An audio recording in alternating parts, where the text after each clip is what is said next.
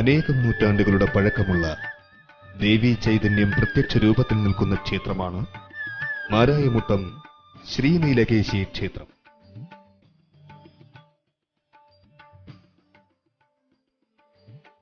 നൂറ്റാണ്ടുകൾക്ക് മുൻപ് പുരാതന തറവാടായിരുന്ന കുഴിത്താലംകോട്ടിൽ ജീവിച്ചിരുന്ന ദേവീ ഭക്തനായ കാരണവർക്ക് നെയ്യാറിന്റെ കൈവഴിയായ ചിറ്റാറ്റിൽ നിന്നും 2 കളിപ്പാക്കുകൾ ലഭിച്ചു. അവ മുറിച്ചപ്പോൾ 2ൽ നിന്നും നിലയ്ക്കാത്ത രക്തപ്രവാഹമുണ്ടായി. ഭയചകിതനായ കാരണവർ ഉടൻ ജ്യോതിഷിയെ വരുത്തി പ്രശ്നം പറയിച്ചു. അതിൽ ദേവീ ചൈതന്യം ഉള്ളതായി തെളിഞ്ഞു. കൂടാതെ അന്ന് രാത്രി കാരണവർക്ക് സ്വപ്നദർശനവും ഉണ്ടായി.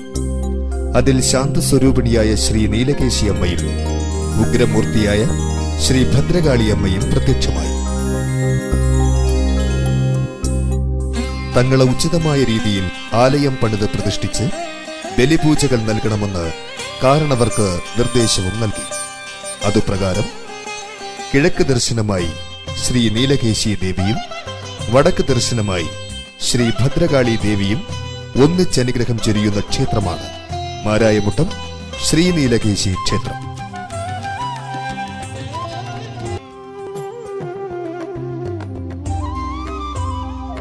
തിരുവനന്തപുരം ജില്ലയിലെ നെയ്യാറ്റിൻകരയ്ക്ക് സമീപമുള്ള ഈ ക്ഷേത്രത്തിലെ അതിപുരാതനവും അതിവിശാലവും വൃക്ഷനിബിഡവുമായ കാവ് കേരളത്തിൽ തന്നെ അത്യപൂർവമാണ്.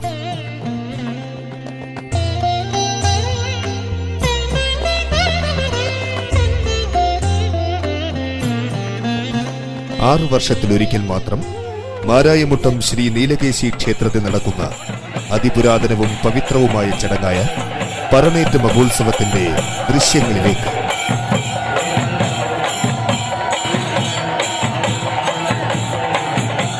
ആറു വർഷത്തിലൊരിക്കൽ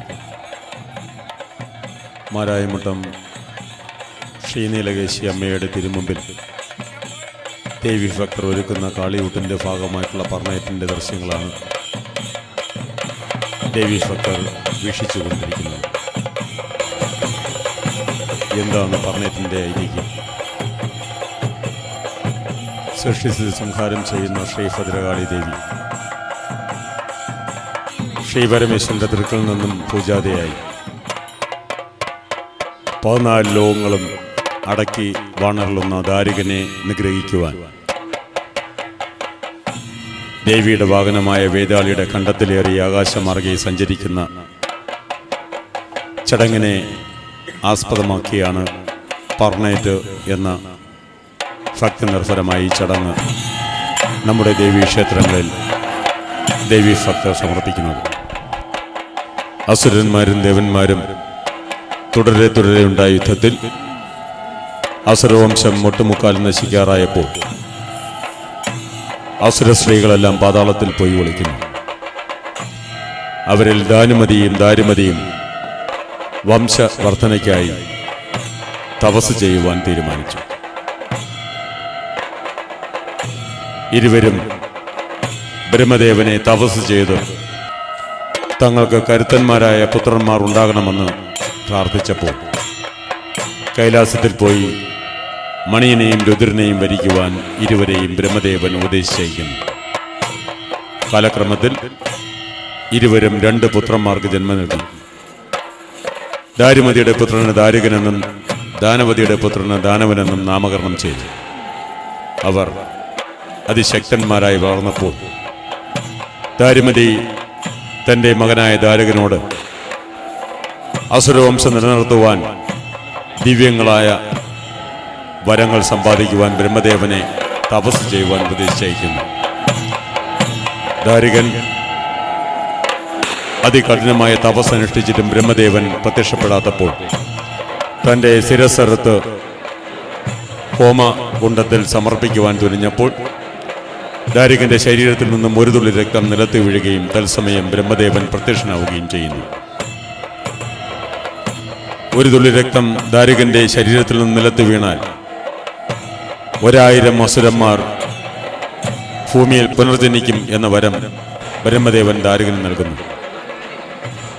എന്നാൽ താൻ ബ്രഹ്മാവിഷ്ണു മഹേശ്വരന്മാരാലോ ദാനവരാലോ മനുഷ്യരാലോ ദേവന്മാരാലോ വധിക്കപ്പെടാൻ പാടില്ല എന്ന വരവും 10,000 ആനകളുടെ ബലവും ബ്രഹ്മദണ്ഡം തനിക്ക് വേണമെന്ന് ദാരികൻ ബ്രഹ്മദേവനോട് അപേക്ഷിക്കുന്നു.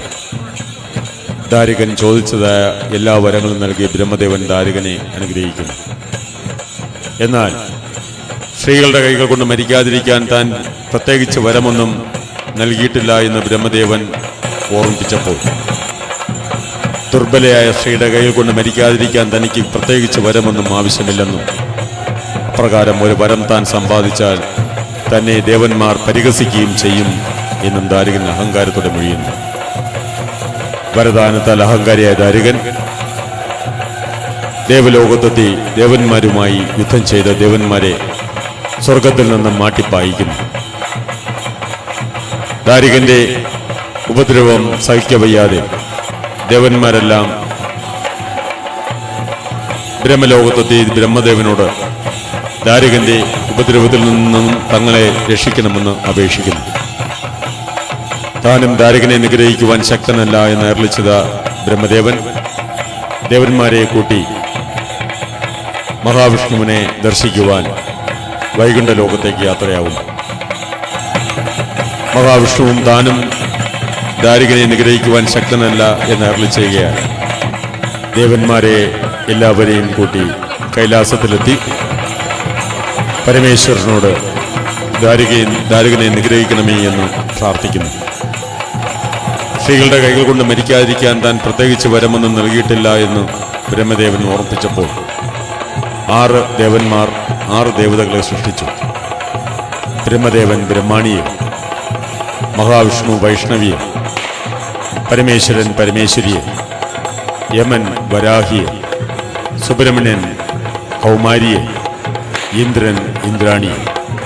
6 ദേവതകളും ഒറ്റയ്ക്കും കൂട്ടായിട്ടും ദാരികനുമായി യുദ്ധം ചെയ്യുന്നു. എന്നാൽ ദാരികനെ പരാജയപ്പെടുത്തുവാൻ ഈ ദേവതകൾക്ക് കഴിയുന്നില്ല. നാരദ മഹർഷി ദാരികന്റെ കൊട്ടാരത്തിലെത്തി പരമേശ്വരനെ പ്രാർത്ഥിച്ചപ്പോൾ നാരദ മഹർഷിയെ ചങ്ങല കൊണ്ട് ബന്ധിക്കുവാൻ ദാരികൻ തുനിയുന്നു. നാരദ മഹർഷി മായയായി മറിഞ്ഞ് കൈലാസത്തിലെത്തി പരമേശ്വരന്റെ തൃക്കിൽ നിന്നും പുറപ്പെടുന്ന അഗ്നിയിൽ ദാരികനെ ചുട്ട് ചാമ്പലാക്കണമേ എന്ന് പ്രാർത്ഥിക്കുന്നു. സംഹാര സ്വരൂപരൂപം ധരിച്ചു നിന്ന ശ്രീ പരമേശ്വരന്റെ തൃക്കിൽ നിന്നും ശ്രീ ഭദ്ര ആവിർഭവിക്കുന്നു.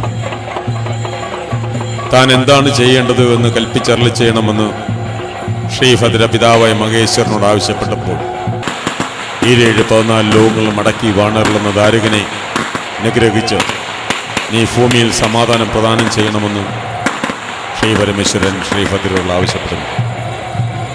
തനിക്ക് വാഹനമായി പോകുവാൻ വാഹനത്തെ കൽപ്പിച്ചരളി ചെയ്യണം എന്ന് ശ്രീഭദ്ര ആവശ്യപ്പെട്ടപ്പോൾ വേതാളിക എന്ന ഭീകര സത്വത്തെ നീ വാഹനമാക്കിക്കൊള്ളുക എന്നും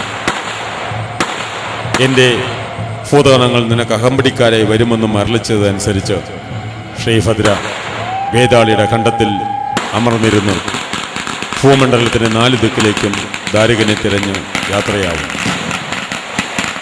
4 ദിക്കിലേക്കും യാത്രയായ ശ്രീഭദ്രയ്ക്ക് ദാരികനെ കണ്ടെത്തുവാനായില്ല. നിരാശയായ ശ്രീഭദ്ര